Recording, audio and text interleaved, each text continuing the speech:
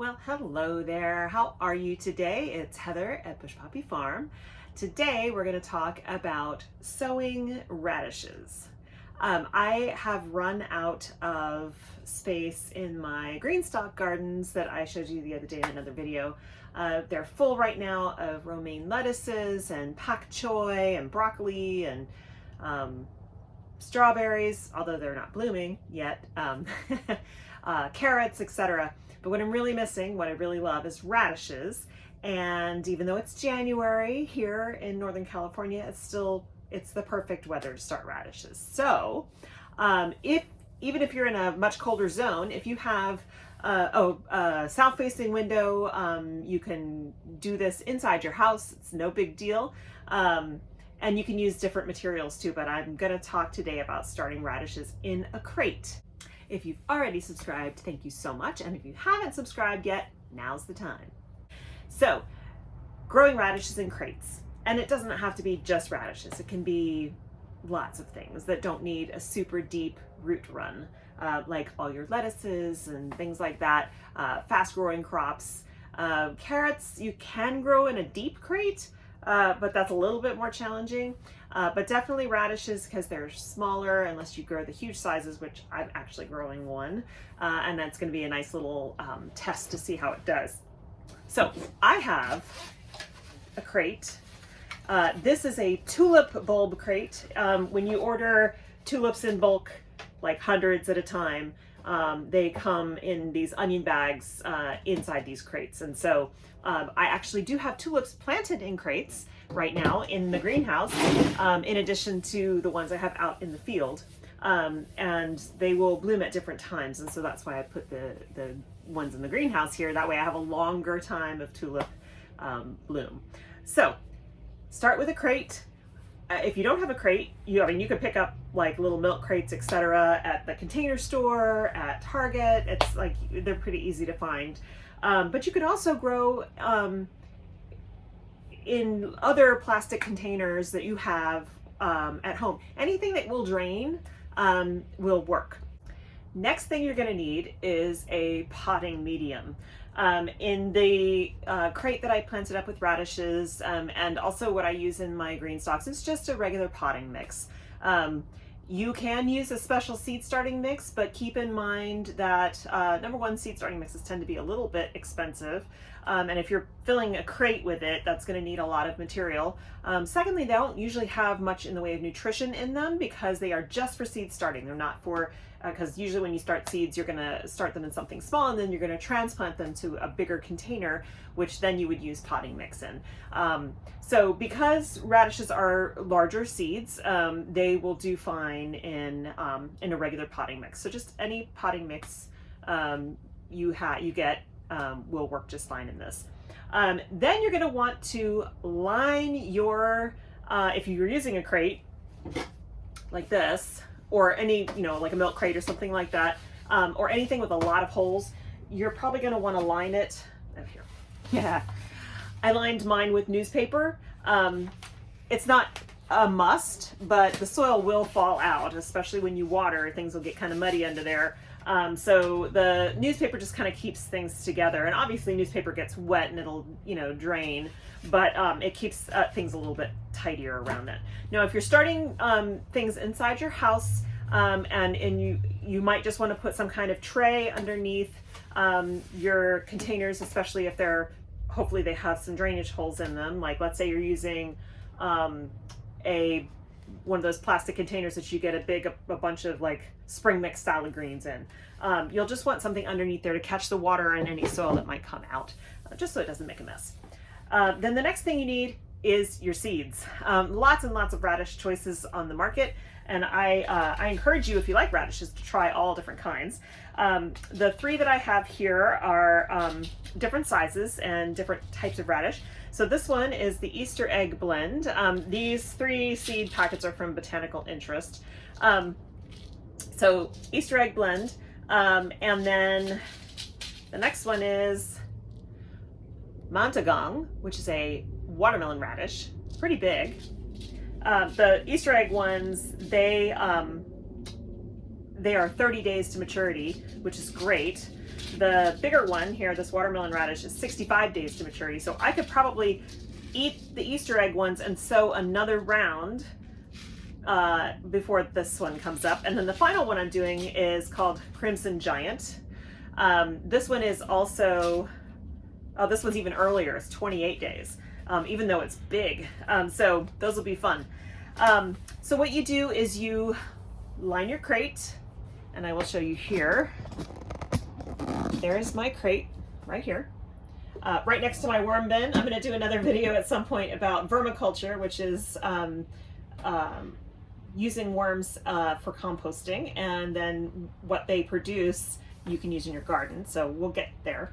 But this is the crate that I just planted with radishes. So I've lined it with paper, newspaper, filled it with the potting mix, and then I have 3 rows, one row for each of the radish types.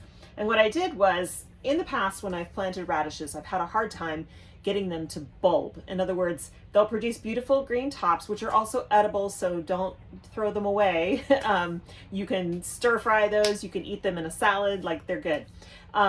But usually my radishes will produce a taproot, but it won't get big and turn into a bulb. I'll just get really beautiful tops. So I decided that probably the problem was the way I was starting the seed. I have always drilled a little line and then sprinkled in the seed, and then after they germinate, I thin them.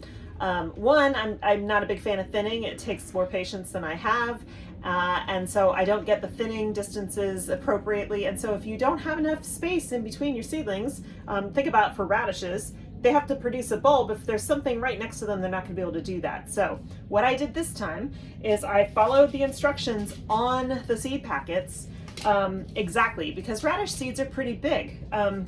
They are not super tiny. It's not like carrot seeds where they're very tiny and you really do just need to thin them. But radish seeds are a decent size. That's not bad. You can totally pick up 2 or 3 of those in your fingers. So what I did was, this first row is the Easter egg radishes. This is 1 seed every inch. And so I approximated it, but I have 1 seed every inch. The watermelon radish is 2 seeds every 5 inches. So that's what I did. And then the crimson radish is 3 seeds every 3 inches. So when they have multiple seeds in a space, you are kind of guaranteeing germination. So in those 2 rows where we have either the 2 seeds or 3 seeds, you're not going to keep all of them in each of those spots. So you will, when they come up and they have germinated and given you a couple of leaves, you will get rid of you'll keep the strongest, most rigorous one, and you'll get rid of the others. That way you'll get your bulb development, and you'll be sure of having a good strong stand of plants. So that's the method for sowing of radishes. And you can do exactly the same thing for in crates or in other containers for this time of year. You could do any of the cold season lettuces. You can do carrots in a crate. It just needs to be a really deep crate. So like those milk crates that when you're in college, you make your bookcases out of. Those are great for carrots because it's deep. You want deep soil for carrots because they obviously have a taproot. But lettuces have very shallow root systems, so you can grow those in, you could grow lettuces in the same container you buy them in the store in.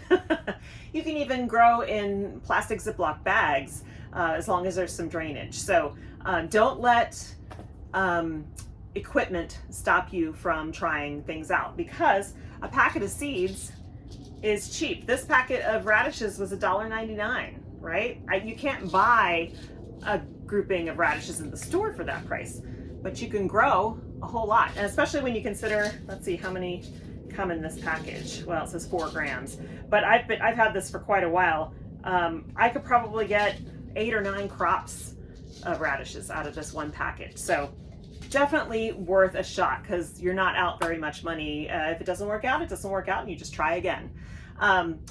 I get questions about starting seeds in terms of heat mats and grow lights. You do not need those. I didn't have them for many, many years. I used to use containers that had yogurt or sour cream or whatever in them, milk cartons, just, use what you have on hand. If you find that you absolutely love starting seeds for your garden instead of buying starts, then you can invest in some equipment if you want, because heat mats and grow lights do help, but they aren't necessary.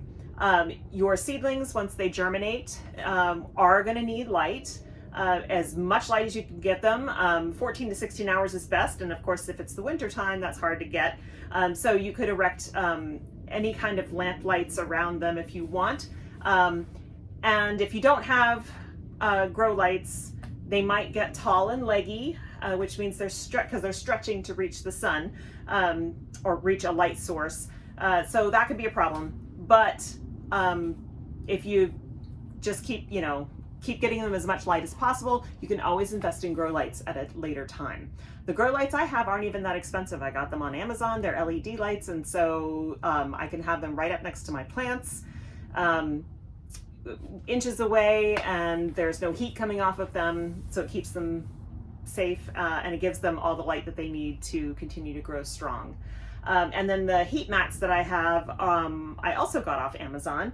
The company is Vivosun, Vivosun, and I will link it in the description box. The small ones are really inexpensive, and you can even buy an additional thermostat that goes with it to tell you what the temperature of the soil is. So again, nice to have, but not essential.